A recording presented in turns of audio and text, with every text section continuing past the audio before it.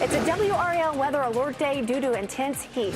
Just how hot it's going to feel and how storms could affect your weekend plans. Deadly crash. A tow truck driver is facing serious charges after a crash that killed one person and injured 3 others. WRAL looks into the man's extensive criminal history. Dangers in the heat. High temperatures and air quality concerns will be sticking around for your weekend. How you can stay safe if you plan to spend some time outside.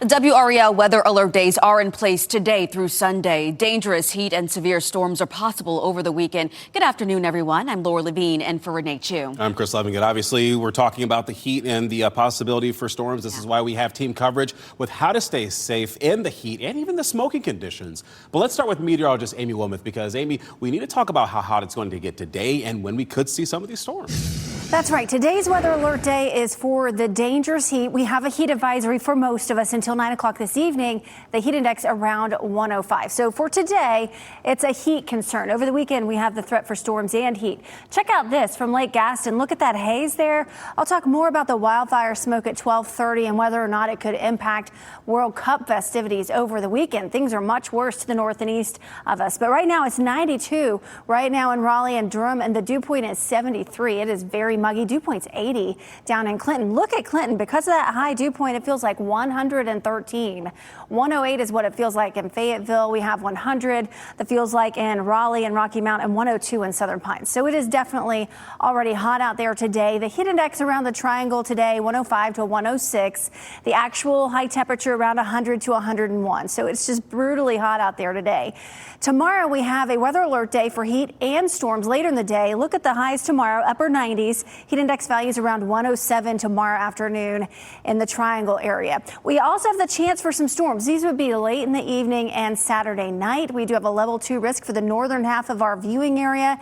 And Sunday, we've added a weather alert day to Sunday because we have a level 2 risk for storms. I do think Sunday brings a better chance for those scattered showers and storms. Here's Saturday for you. Most of the day is dry. Some spotty storms in the afternoon and evening with a better chance after sunset. We'll take a look at the rain for the weekend with Futurecast coming up. All right, sounds good, Amy. We'll come back to you in a bit. Well, the hazardous heat and the smoke from the Canadian wildfires, well, these are creating a dangerous combination this weekend. And this is why doctors are urging you to drink water and to listen to your body if you are headed outside this weekend. Let's bring in Heidi Kirk right now. She's joining us live from Dix Park. Heidi, the heat is not stopping people, though, from starting their weekend early. Chris, I am shocked at how many people are out here at Dix Park, lots of them taking refuge in the shade. And my photographer wouldn't prefer this, but I had to sit right here at this table in the shade because it is seriously so hot out here in the sun. I'm going to make him do some of the heavy lifting here and go out and show you just how many people are actually out here at Dix Park. But I mean, seriously, doctors are saying you're going to want to take this seriously. It's hot out there, and that smoke, again, creating those dangerous conditions, especially for people prone to heat exhaustion or any pulmonary conditions. They want you to just stay in the AC this weekend. And even for healthy people, it's worth limiting your time outside. And if you're spending time outside, again, we preach this all the time, hydration is key, especially drinking that water before you head outside. Now, with many people coming out here to see the sunflowers this weekend, the crews at Dix Park are urging you to take precautions. We really recommend people come in the early part of the day, come in the morning, come in the evenings also when the sun's just not as high in the sky and it's a little bit cooler. Bring hats, wear your sunscreen, bring an umbrella or a parasol really kind of helps too to keep you shaded.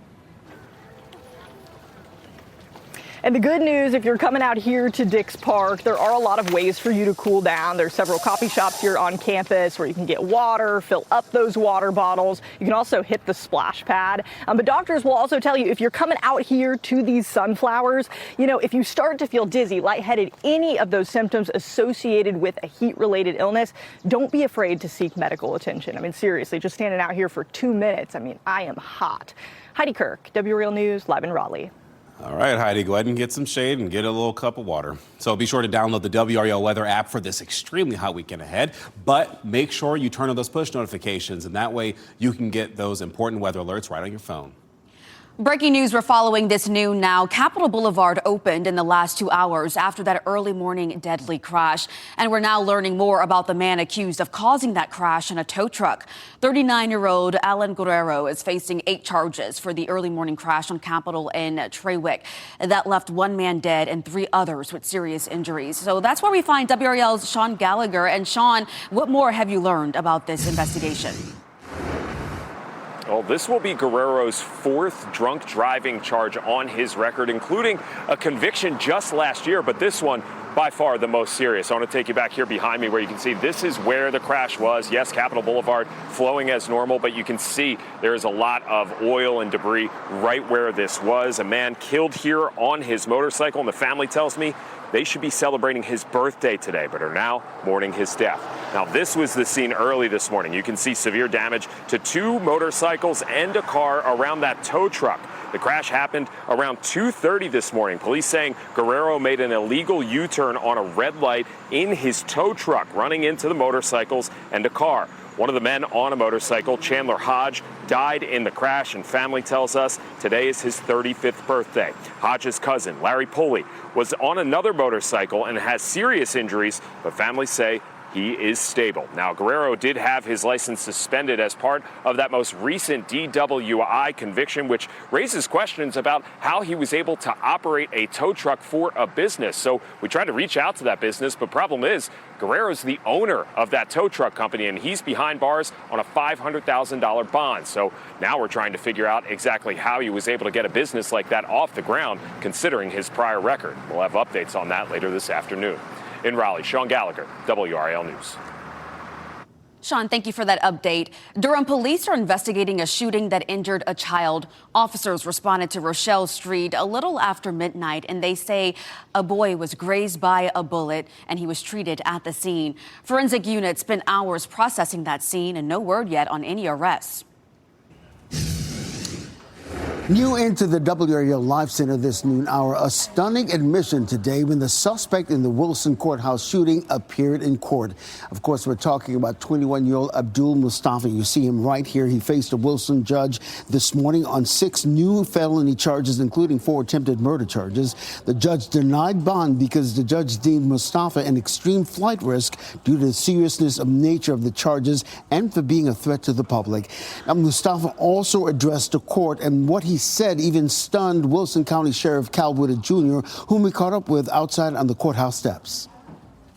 He was just kind of making it aware that that his actions he did do, but there was reasons why he did those actions, which, again, out of my years of law enforcement, I never had someone in the type of crimes in which this was actually stand up and admit to the crime in open court.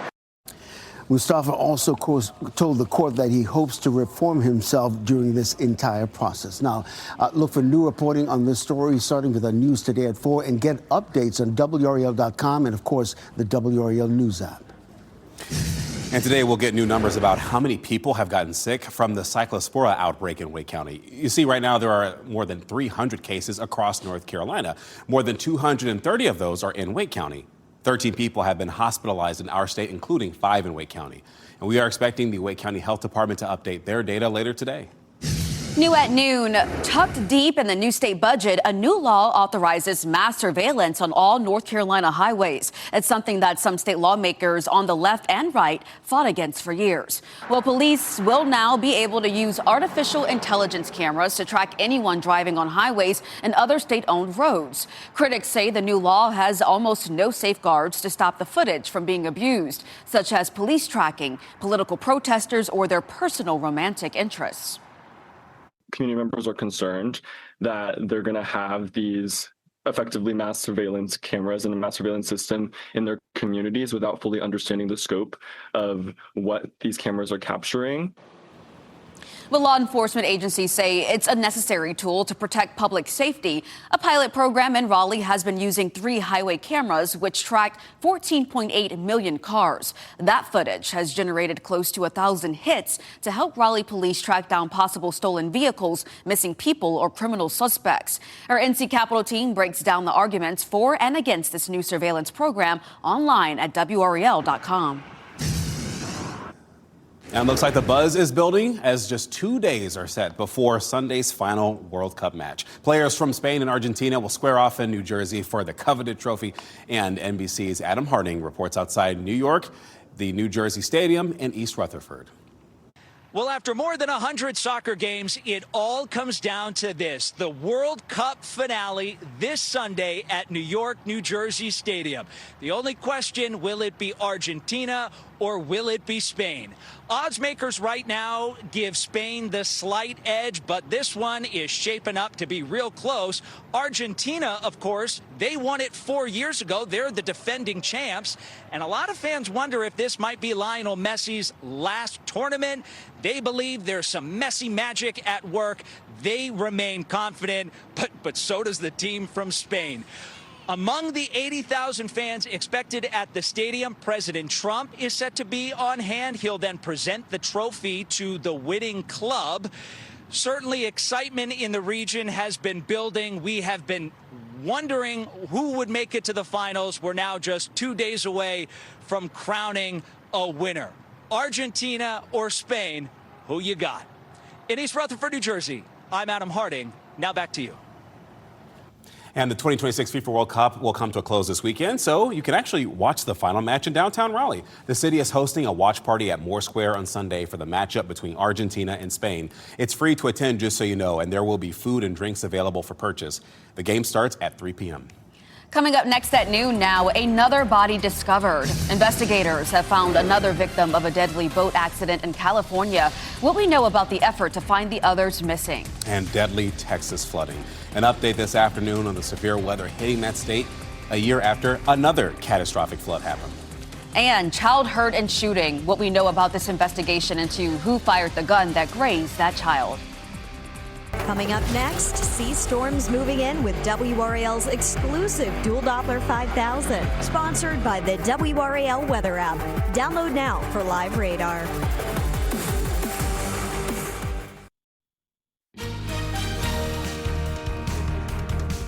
Welcome back. You're taking a live look at Carolina Beach right now, and what a buzzing place to be. Look at all the people out there on a hot summer day. We thank you for watching WRAL News, available on YouTube TV and the WRAL app on your TV or streaming device. A DoorDash driver is sharing her story just days after being hit by a driver who was trying to evade police. And once you hear her story, you'll understand why she is living up to her name. The 23-year-old found herself in the middle of a police chase in Houston. Home surveillance video captured the moment Miracle Heron parked her orange car and got out to make a delivery. At that moment, she was hit by a small gray sedan. Amazingly, after being hit, she picked up the food and delivered it to her customer. So I backed up towards my car to give them room to get, by. And by the time I realized, okay, this car is gonna hit me, it was literally right there. And what a miracle that is. The driver jumped out of the car and tried to run away. He was captured a short time later with the help of a police canine. Fortunately, she did not have any broken bones, but says her days of driving for DoorDash might be over. Goodness gracious. Glad she's still alive to tell us about that. Man. Well, authorities have identified the second victim in this week's deadly boating accident in the San Francisco Bay. Meanwhile, the search is continuing for the people who are still missing. The San Francisco medical examiner says the victim was a 58-year-old woman.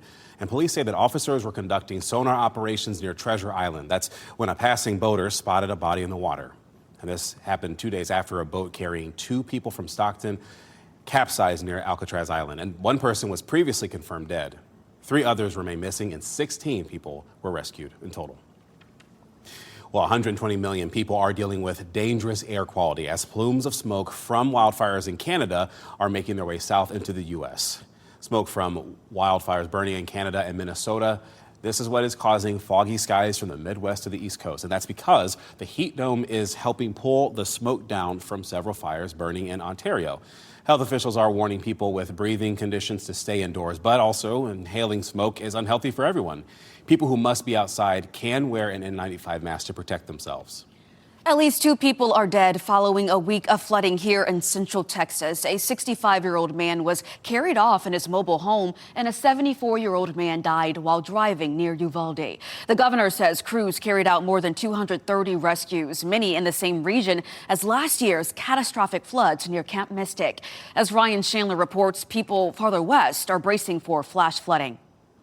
This morning, rescue and recovery efforts intensifying as record flooding continues to overwhelm central Texas. When they talk about a wall of water, it is literally a wall of water. At least 2 are dead and more than 200 rescued. It comes just a year after the flood on the 4th of July killed 119 people here, including 25 campers and 2 counselors at Camp Mystic. Mangled highways like this completely blocking traffic in and out of Uvalde. We have communities in the Uvalde area that are cut off right now. Inside the city, the water walling off entire neighborhoods. First responders rappelling down from high above to rescue this young girl, her family, and their 2 dogs, hoisting them to safety on a helicopter. But behind the dark clouds, a silver lining. Having accurate warnings in time saved lives today. Local leaders praising the state's quick action to rewrite the rules of flood safety in the year since the last catastrophe, pushed in large part by the families of the Camp Mystic victims. While much of the floods came in the middle of the night again, some residents said they received more warnings compared to last year. People were more situationally aware. The fire departments were fully staffed. The emergency operations center was already up and running. So all the stuff that we took time to build last time immediately was in place. The family of Lila Bonner writing, "Our deepest prayer is that the progress made over the last 365 days saved lives today. The legacy of our daughter and the Heavens 27 is a legacy of heroes." Still, Texans bracing for more. We are not out of this scenario yet. We're here in the WRAL Severe Weather Center with Amy Wilmoth. And Amy, that is really hard to see some of that flooding, especially some of the areas that were impacted last year. Once again, seeing some devastating flooding. Almost exactly at this time. Yes, crazy. Yeah. Some have had over 20 inches of rain. My goodness. We don't have anything like that in our forecast, but we have the chance for some much needed rain across the area. But today we're talking about the heat. We have a weather alert day today, tomorrow, and Sunday. Today and tomorrow we have the heat to contend with.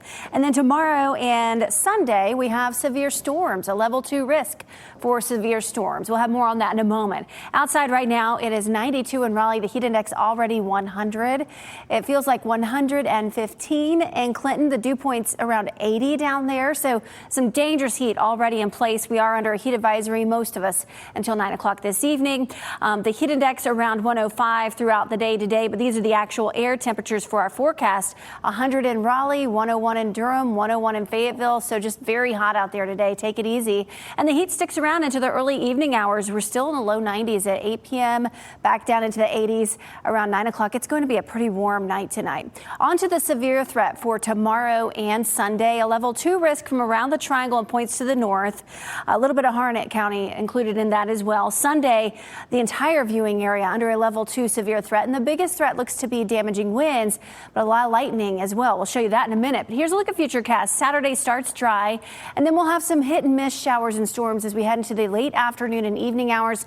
Notice how the coverage isn't great, but any storms that do form could produce a lot of lightning and some damaging wind gusts, some brief heavy downpours.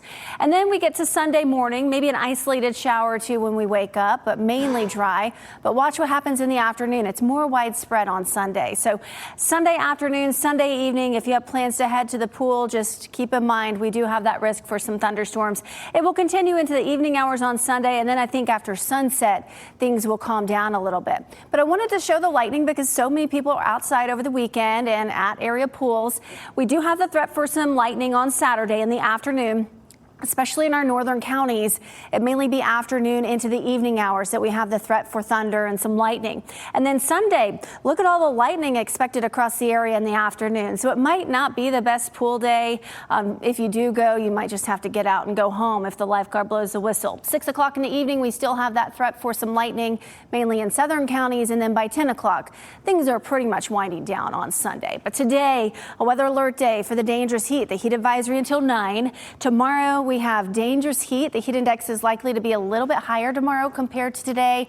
And then some late day storms. Some could be severe. Sunday, the weather alert day, we issued that earlier this morning for the threat for severe storms with that level 2 risk. It's not quite as hot, highs in the low 90s. But look, we have storm chances Monday, Tuesday, and Wednesday as well. Oh, lots of 90s in there. All right. Thanks, Amy. All right. So coming up on WRAL's Evening News, ants on produce, roaches in a pan of scallops. Yummy, yummy. Where these violations were reported in this week's restaurant ratings. That's tonight at 5. Then at 6, tracking lettuce at the center of the cyclospora outbreak. Health officials say that the parasite making people sick is linked to a produce supplier that distributes products nationwide. WRAL Investigates is looking into how officials trace the cases back to the source. Tonight at 6. A Virginia law enforcement agency has rolled out new policing tools that utilize AI. Police say it saves time, but as Drew Wilder reports, opponents have privacy concerns and question whether AI will remain impartial. Fairfax County Police. A February traffic stop presented an officer with an all-too-common problem. The driver didn't speak English. Good news, we have a solution for that. The solution? New body-worn cameras equipped with AI. Translate to Spanish. The officer is talking into his body camera that's also recording this video. The reason I stopped you is because you went straight through the left turn only lane. The body camera then translates the sentence into Spanish. Language barrier broken.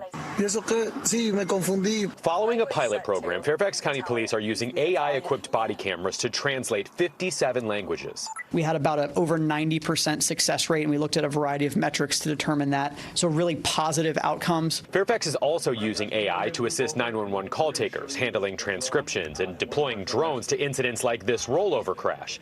In some cases, the AI deploys a drone to a scene, and the drone pilot has eyes on an incident before officers could even arrive in person.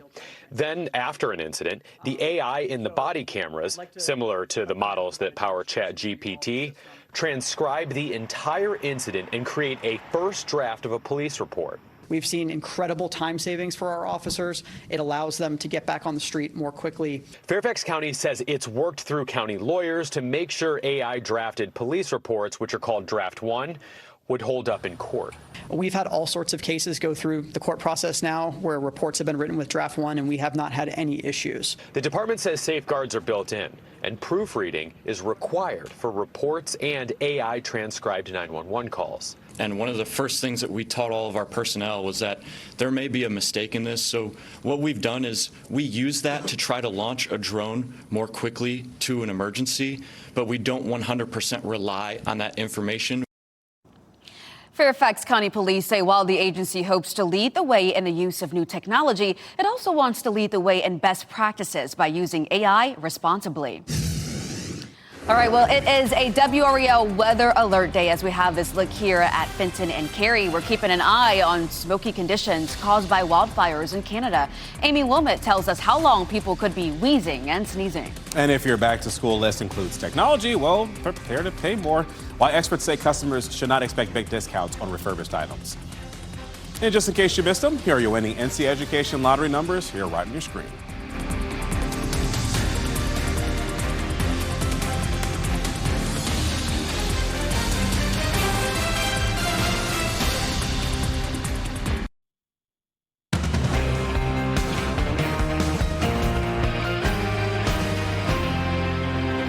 All right, we said it once and we'll say it again. A WRAL weather alert days in fact, are in place now through Sunday. So we want to make sure to talk to you about something you've probably noticed as well, that hazy sky. Yes. Meteorologist Amy Wilmoth is here to show us where the smoke is headed and how it could impact your weekend, Amy. Well, all the smoke is coming down from Canada. There's over 700 wildfires burning in Canada right now. And some of this like haziness that you see to the satellite picture, that's the wildfire smoke. And it is becoming a little bit of a problem problem in parts of our viewing area. Check out South Hill, Virginia. Very hazy there. Some of that wildfire smoke making it pretty close to the surface at this point in time. And then Carr Lake, they're setting up for some kind of festival, but look at the visibility. You can barely see the bridge with people driving over the bridge. Visibility is reduced up there down to 2 to 3 miles. So it is impacting visibility a little bit, and it's also impacting air quality. More on that in just a moment. So the wildfire smoke today is very dense from the Great Lakes down through Ohio, down to D.C., but it's pretty dense in parts of Virginia and the northeastern part of our viewing area. Moving to Saturday. So we're going to have more of a southwesterly flow develop on Saturday in the upper levels of the atmosphere. That's going to help push that smoke out of our area, but it's still going to be very thick across the Northeast. A lot of people are going to be in the New York area getting ready for the World Cup game. It's going to be pretty thick smoke there tomorrow. Good news, though, for Sunday. We'll have this westerly flow getting a little bit of a break from the really thick stuff in New York, the World Cup game at 3 o'clock, and we do see improvements for them by the time that game gets underway. But some thick smoke for parts of us, at least through tomorrow. Okay, Amy, thank you. Well, Lake Benson is cutting its boathouse hours because of the heat risk. It's closed today and tomorrow. On Sunday, hours could be trimmed again because of the risk for severe weather. We're following some breaking news here in the WRAL Live Center. Within the last 15 minutes, the U.S. Geological Survey reporting a major magnitude 7.3 earthquake hit the southern coast of Mexico. The tremor shook buildings in Guatemala. It shook buildings in El Salvador and surrounding community in the Chiapas state. The earthquake also triggered a tsunami warning. Again, this happened in the last 15, 20 minutes to a half hour. So relatively information is still coming in. At this point, authorities are not reporting any damage, major damage to any buildings or injuries. Of course, we'll keep monitoring any reports coming out of southern Mexico and bringing any updates during this newscast here in the WRAL Live Center. Well, Durham police say that a child was grazed by a bullet this morning, and that happened at the Rochelle Manor Apartments just before 12:30. This happened this morning, and WRAL's Monica Casey explains a little bit more what she has learned from this investigation.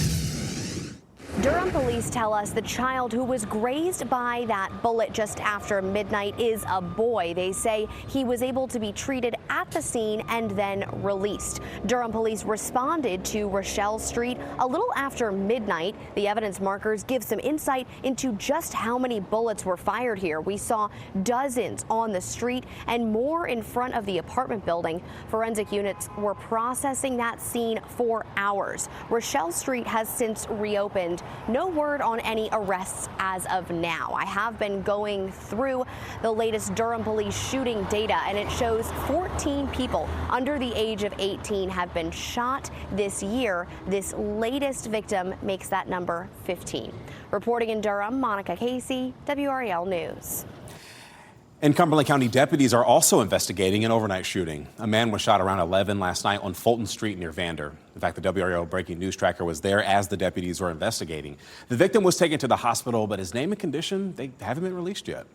More than a dozen motions have been filed in the 2012 murder of Faith Hedgepeth. The former UNC student was raped and murdered in her apartment. The defense team and the prosecution have filed numerous motions this week. In one, the state asked the court to prevent video recording and photography of certain witnesses at trial, specifically Hedgepeth's former roommate and close friend. Another references the genetic testing that helped investigators zero in on a suspect and make an arrest. Miguel Enrique Salguero Olveras was taken into custody 10 years after the murder. The trial is scheduled to begin in September. A Wake County deputy is in the hospital after a crash. This happened yesterday afternoon near Battle Bridge Road. The WRAL breaking news tracker was at that scene where you can see a red sedan and white SUV that are both damaged. The sheriff's office tells us the deputy should be okay. The other driver didn't go to the hospital. Well, 4 people are facing charges connected to an organized check fraud scheme happening in Johnston County. Smithfield police say they received a report Wednesday about a fake check at the State Employee Credit Union. Their investigation found 4 people traveled from the Fayetteville area to Johnston County to cash fake checks. They believe the group is part of a larger organization that has targeted banks across the county. We have a new warning for you this afternoon about potentially toxic pond water. A sign is currently up at Robertson Mill Pond Preserve in Wendell, and the county says dangerous algae blooms were spotted in the water. Because of that, no one should go in the water, and fishing there is banned. The 2026 FIFA World Cup comes to a close this weekend, and you can watch the final match in downtown Raleigh. The city is hosting a watch party at Moore Square on Sunday for the matchup between Argentina and Spain. It is free to attend. There will be food and drinks available for purchase. The game starts at 3 p.m. And before the big game on Sunday, France and England will play for third place. That'll be tomorrow at 5 p.m. You can watch both matches on Fox 50. A local nonprofit is already thinking about making the holidays special for children here in our community. Capital City Clauses held its annual Jingle in July fundraiser at the Portal in Raleigh last night. This event featured a silent auction and a chef's competition won by Chef Carmen Settles of Full Street Catering. Capital City Clauses raises money to provide holiday toys and financial support to local nonprofits that work with children. And during the event, the organization presented its first grant this year to the Ronald McDonald House of the Triangle. How about that? Well, coming up here in just a moment, scroll, text, repeat. Your phone may be hurting more than just your screen time. The habit doctors say could be causing a painful problem in your hands. And sticker shock. A memory chip shortage is leading to higher price tags for most of your tech and gadgets. How AI is playing a role in that cost. And for news, traffic, and the weather of the day, make sure to download the WRAL News app. We'll be right back.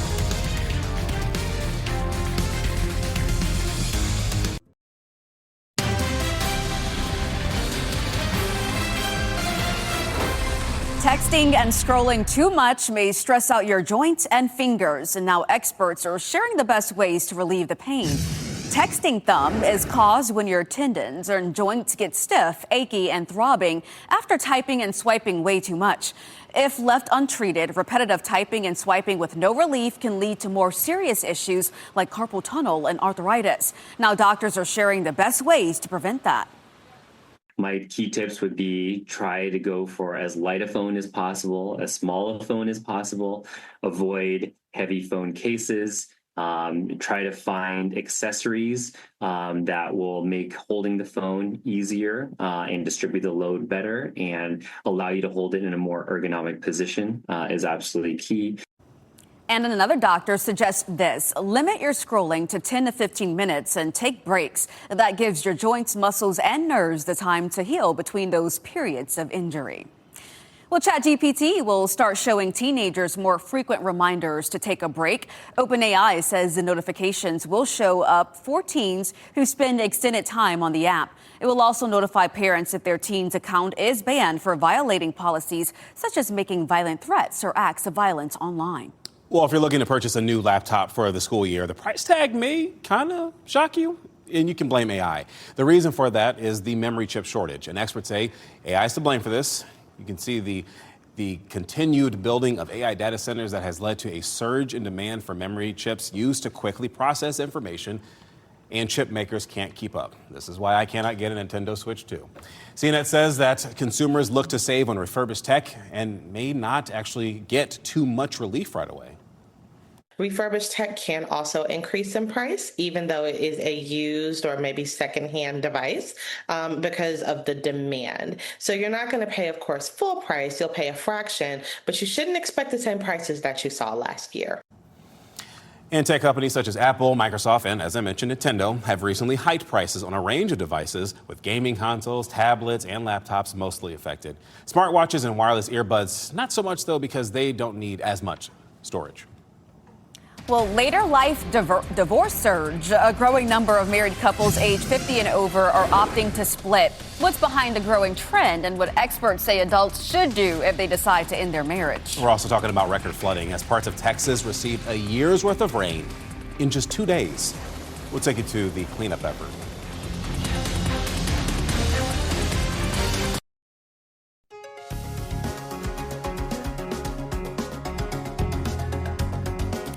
Welcome back. More than 672,000 divorces happen every year in the U.S., according to the CDC. And studies suggest a growing number of those marital splits are couples ages 50 and over. Mandy Gaither explains what experts say is behind the rise in gray divorces and how couples can find common ground later in life. Being together forever is far from easy. People are living 80, 90 years. That's a long time to be with someone. Counseling psychologist Giovanna Childs with Cleveland Clinic says she's seeing a rise in what's called gray divorce. One study says the share of older adults divorcing tripled between 1990 and 2022. Other research says that as of 2019, 36% of divorcing U.S. adults were aged 50 and older, and 1 in 10 divorces is between adults 65 and older. In our marriages, sometimes, not only for women, but for men as well, we can lose ourselves. Child says marital discord can be driven by a lack of fulfillment, a stagnant marriage, life-changing events, lack of a meaningful connection, having a one-sided relationship, or empty nest syndrome. We've worked 20, 30 years at jobs, and now we're both retired and we're both at home together, alone with one another, which we haven't done for 20 or 30 years. That can be a real shock to our system. But aging couples can find common ground. Child says to start with relearning one another, find pockets of happiness in the marriage, make time to be together, but also have time to yourself. Check in with each other, schedule date nights, and work on communicating. Child says spouses should be able to talk in a way that allows each of them to feel heard, listened to, and valued. And if there are problems in the marriage, it's never too late to go to couples counseling. Some really great information there. Well, experts say that if you decide to divorce, it's important to grieve and take time to process your emotions. She also says focusing on healthy lifestyle habits like exercising and eating well, increasing social connections, and making time for things you can enjoy can also help. There are people who throw celebrations after they have a divorce. Just saying, that's a thing. Well, new video out of Central Texas. It is showing just how severe the flooding there is this week. This right here is the inside of a vacuum store in Kerrville there. You see that, the water coming through the door? You can also see that the door was not able to keep that rising water from pouring inside. As residents say, they saw these cars that were being swept down the street as the flooding hit. So I want to go ahead and bring in Amy Wilmoth right here because, Amy, we're seeing all of this. I've said this before, and I'll say it again because this is not the first time this has happened. Texas doesn't need more flooding right now. No, and Kerrville is where Camp Mystic is. It's just been relentless. Now, luckily, that rain has shifted a little bit west of that area today, so hopefully they get a little bit of a break. Take a look at this. This is Carr Lake, and the visibility is reduced because of smoke from those Canadian wildfires, and we do have air quality alerts for a good part of the Great Lakes area, into the Northeast and into northern parts of North Carolina, including our northern communities. It is really pretty thick out there. I saw it with our Lake Gaston camera, our South Hill camera, and our Carr Lake camera. On to the weather alert days that we have through Sunday. Hot temperatures today and tomorrow, so a heat alert for both of those days. And then weekend storms, severe storms possible both Saturday and Sunday. Outside right now, it's 92 degrees in Raleigh, already 97 in Fayetteville, 96 degrees in Clinton. Check out the dew points. They are high, low 70s in the Triangle, but 80 is the dew point in Clinton. The dew point is the measure of the moisture in the air. The higher that number, the more uncomfortable it's going to feel. And it does feel uncomfortable in Clinton. 117 is what it feels like. So Sampson County's baking. 108 is what it feels like in Fayetteville. It feels like 100 right now in Raleigh. If you want to brave the heat and head to Dix Park, just know it's going to be hot. A high of 100. The heat index higher than that. And we're still in the 90s. If you want to go after work, 8 o'clock, we're still in the 90s. So it's hot all day today, even into the evening. Saturday, we have a forecast high of 98. The heat index 107. 92 Sunday. The heat index 103. The heat backs off a little Monday, and then 103 for the heat index on Tuesday. Now, the reason that the temperatures back off a little bit by the end of the weekend and into early next week is partly due to this. It's a tropical area that's been highlighted by the National Hurricane Center. It has a 20% chance of development. It's not really going to be a big problem as far as tropical storms go, but it's going to bring us some tropical moisture. Notice how the shades of red will just deepen across our area, especially the second half of the weekend into Sunday as a cold front also approaches from the north. And then on Monday, that tropical moisture with us with this southerly flow, and it's going to be with us on Tuesday as well. And what that means is we have some rain chances and some pretty good ones. Late Saturday, it's about a 40% chance. Sunday and Monday, a 60% chance for scattered showers and thunderstorms. Here's a look at how much we could get over the next 7 days. This is definitely needed rain, anywhere from 1 inch in western counties to maybe as high as 3 inches in some of our eastern communities. So fingers crossed we're going to get some good rain. A little bit of rain tomorrow, but most of this will come late in the day. We do have a level 2 risk, 98 the high. A better chance for storms on Sunday afternoon and evening. Still pretty hot and steamy with a high of 92. Monday, temperatures are in the low 90s, scattered storms, a few storms Tuesday, and then back to some scattered storms on Wednesday. 80s return Thursday, so at least we get out of the 90s. That's silver lining, I guess. We'll take it, I guess. Little break. We're talking about a posh trophy trunk. The World Cup trophy case, it is traveling in style. How Louis Vuitton is building on a deal with FIFA.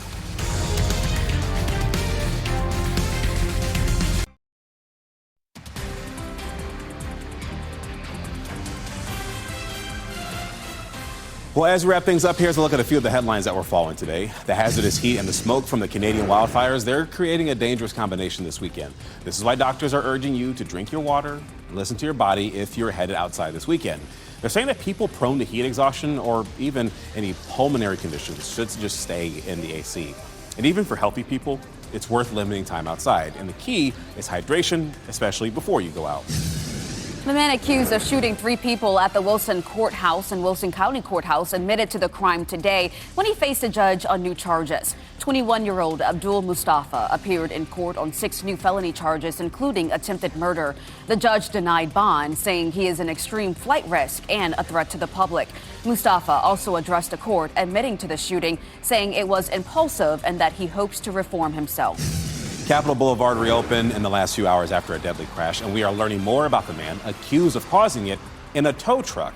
39-year-old Alan Guerrero is facing 8 charges for the early morning crash on Capitol and Traywick. This is actually the 4th time Guerrero will be charged with drunk driving. 1 man died. His name is Chandler Hodge, and families say that today's his birthday. 3 other people also have serious injuries. The winner of this year's FIFA World Cup will have a stylish way to carry it around. Check this out. Louis Vuitton created the official trunk for the World Cup final ceremony. The trunk features the company's iconic brown pattern LV design with a hand-painted gold-colored FIFA logo on the exterior. The front panel is emblazoned on with a gold-colored hand-painted V for victory or Vuitton. It also has gold-plated locks and corner protectors. This is the 5th consecutive trunk the company has designed for the trophy. Louis Vuitton says special edition FIFA trunks will also be available for sale to the public. You want one for your wedding? Well, how much does it cost? It's probably like $20. You could probably get it for a deal. Oh, okay, yeah. Our pet of the day now comes to us from SPCA of Wake County. Mary Shelley is a 3-year-old female cat. Aww. She loves having her head and back scratched. Mary Shelley has a weird habit. If you have plants in your house, her favorite thing is to crawl into the pot and sleep on the soil wrapped around the plant. She is shy when she first meets new people, but very sweet when she's comfortable. Mary Shelley's adoption fee is $85, which includes her spay, microchip, vaccines, and other wellness care. You can contact the SPCA of Wake County if you're interested. Okay, $1 million in questionable purchases. North Carolina State Auditor released the investigative audit report into the town of Cary. So, what's the town doing to fix things up? We asked them about this tonight on WRAL News at 4 o'clock. NBC News Daily is next on WRAL, and your next local news update is coming in 30 minutes. We want to remind you again that we're going to have WRAL weather alert days tomorrow and the next day, folks. The heat, it is nothing to play around with. We're talking about those heat index values you do not want to expose yourself to. Definitely make sure you keep yourself nice and hydrated and keep the WRAL weather app downloaded. That way you can get up to speed on any possible rain that we could see that's predicted as well. Also monitoring that air quality as well this weekend. You can stay up to date again with that WRAL News app. We hope you have a great day. Stay safe with the latest WRAL Weather Alert Day info. Get up to the minute weather and traffic conditions when you get in your car. In Raleigh on 99.3 FM, in Durham 96.5 FM, and everywhere on 101.5.